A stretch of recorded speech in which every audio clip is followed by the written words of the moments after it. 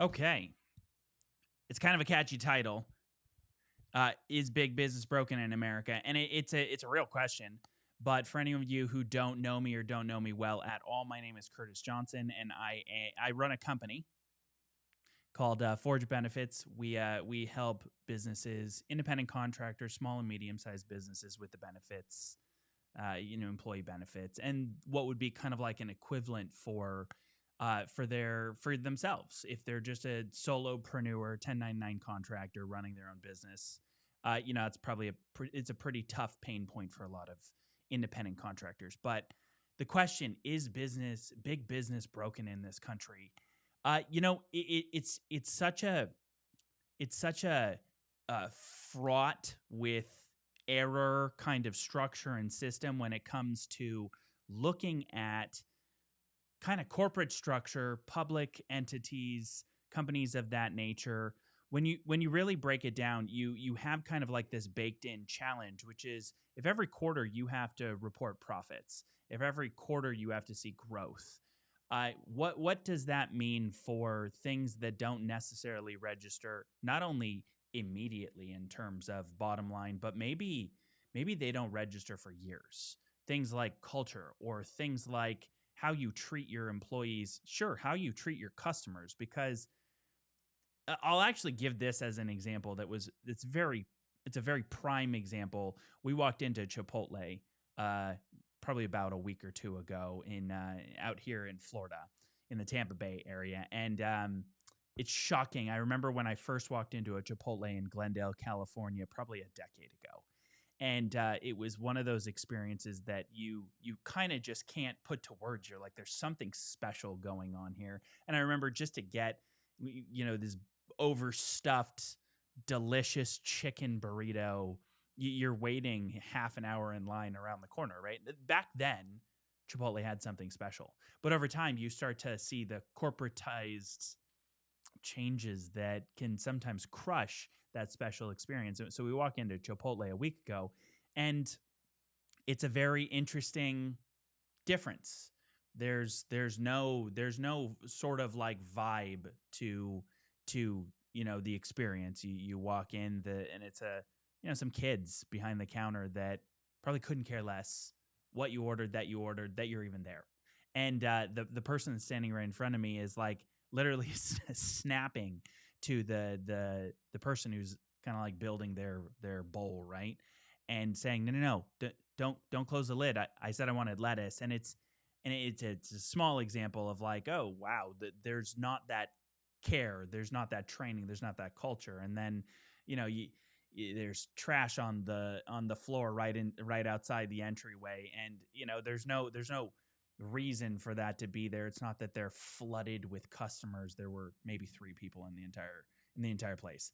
And then on top of that, you go over to get a fork, and they're like, yeah, we have no forks today. And it's just like there's like 50 spoons.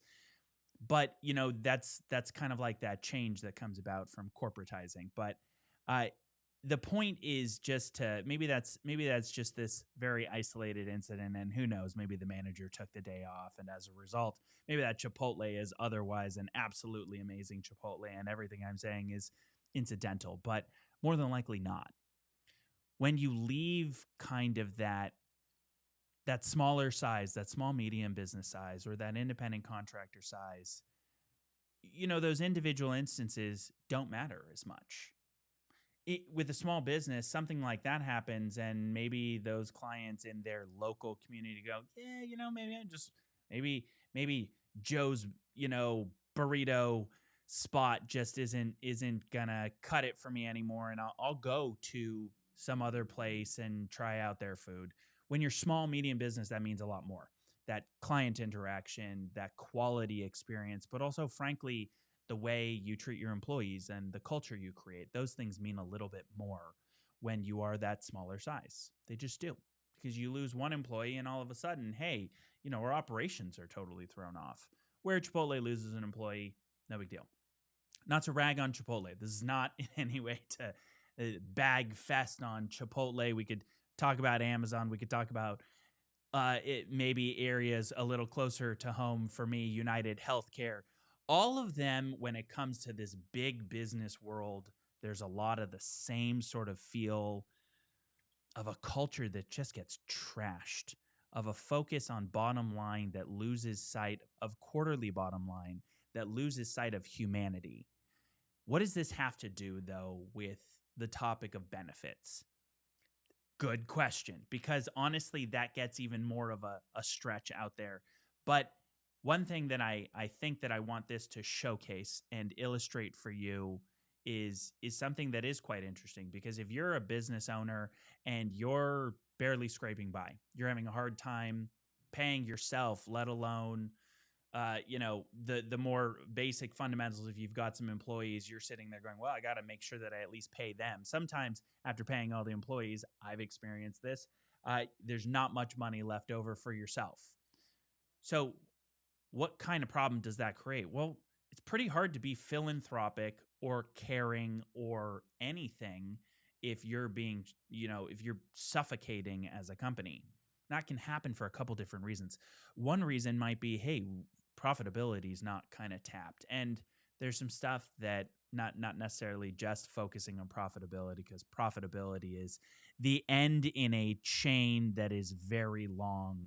There are countless errors that come through before you look at profit and go, hey, where did it all go? There's so many checkpoints along the way that need to be handled. And we have a bunch on the horizon in that regard for sure. But, part of it also stems from, hey, you as a company, small, medium, whether you're solopreneur and you are a realtor, or you're an electrical contractor and you're running your own business, you and, just you, or maybe it's you and your spouse, whether you're that size company or you're a company of 20, 30, 5, whatever, no matter what, if that's the scenario there, you're sitting there going, okay, these fixed costs that I think are fixed are strangling me.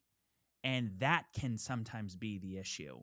The issue being that, listen, I'm paying thousands for healthcare, or I've got this 401k and weirdly doesn't seem like it's performing, or I've got these, life insurance and all these other costs, or my short-term disability, or maybe you're sitting here and going, yeah, bro, you lost me a long time ago. I have no idea what you're talking about. Or yeah, I know I need some of these things, but I don't even know where to start.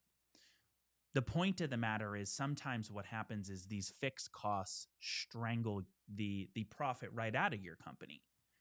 Well, the fact of the matter is, there's a lot of fixed costs that aren't so fixed that the industry norm isn't necessarily the real, true, basic costs there. There are, programs designed to do things differently. And we're going to cover a lot of that here. But also, frankly, what we're also going to make sure to do, and this is not sexy, and it's not going to, make things, that this other part won't go viral.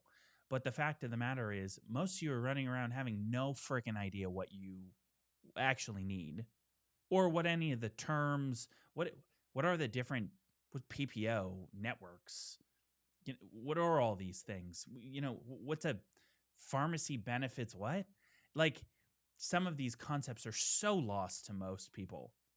I know this because I sit down with, and we as a company sit down with countless small, medium business owners where, yeah, sure, maybe you get into the 20 range and you have a dedicated HR who, when you had your initial interview, told you that they're pretty familiar with the topic, right, and know how to handle benefits. Great.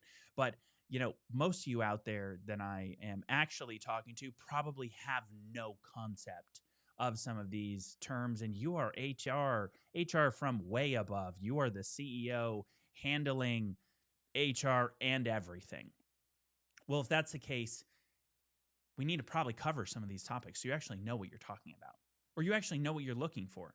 At any rate, if you don't have some of these things mapped out, guess what? You're swimming in confusion on top of confusion. And guess what? You don't stand a chance in hell of finding your way correctly. And we want to, over time, make sure to help you really, really get to the bottom of what am I trying to do for my employees? What am I trying to do for myself? And can I do it in a way that's profitable? Are there undercuts? Are there versions of this that are maybe like not perfect, but I'm small. I just hired my first employee. I can't afford to pay for his health insurance. Is there something I can offer them?